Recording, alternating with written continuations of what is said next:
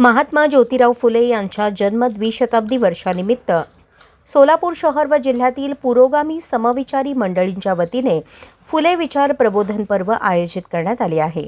या उपक्रमाचा शुभारंभ मंगळवार दिनांक 7 जुलै रोजी सायंकाळी 6 वाजता डॉक्टर निर्मलकुमार फडकुले सभागृहात होणार असल्याची माहिती द्विशताब्दी समितीचे अध्यक्ष प्राध्यापक नरेश बदनोरे यांनी पत्रकार परिषदेत दिली।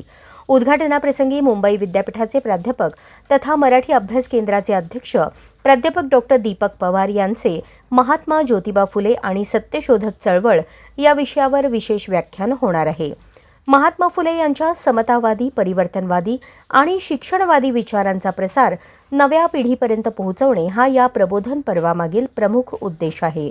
द्विशताब्दी वर्षभर फुले साहित्य, विचार आणि कार्य यांवर व्याख्यानमाला तसेच शाळा महाविद्यालयीन स्तरावर वक्तृत्व, निबंध आणि प्रश्नमंजुषा स्पर्धांचे आयोजन करण्यात येणार आहे।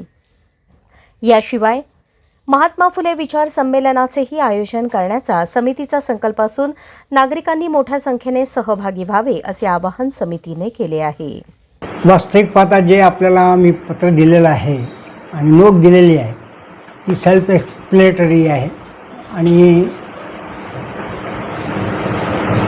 काही लोकांना मी जी पत्रिका दिल्यानंतर विचारले की आताच हे तुम्हाला का गरज पडते, तर त्याचं उत्तर एकच आहे, प्रबोधन कार्य मंदावल्यासारखे आहेत। प्रबोधन कार्य आणि गेल्या 200-300 वर्षाच्या इतिहासाचा जर आपण विचार घेतला तर 200-300च्या वर्षामध्ये जे काही बदल झालेले आहेत त्या बदलाचे काही इष्ट आणि काही अनिष्ट परिणाम आहे। अनिष्ट परिणामाला समाजापासून दूर ठेवण्याचं काम या प्रबोधनकार चळवळी करीत असतात। मग ते लोकहितवादी असो, न्यायमूर्ती रानडे असो किंवा गोपाळ गणेश आगरकर असो किंवा आपले फुले साहेब, म्हणजे मुद्दा काय आहे की या चळवळी समाजाचं एक सतत चैतन्यदायी राहील, व्यवस्थित समाज चालेल ही भूमिका घेण्याची गरज असते। कारण या चळवळी कधीच संपत नाहीत।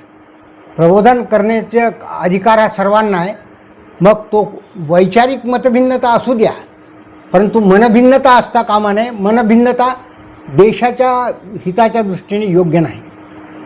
मतभिन्नता असू द्या, घराघरातही मतभिन्नता असते, परंतु त्याचं रूपांतर मनभेदात करू नका, द्वेषात करू नका, तिरस्कारात करू नका।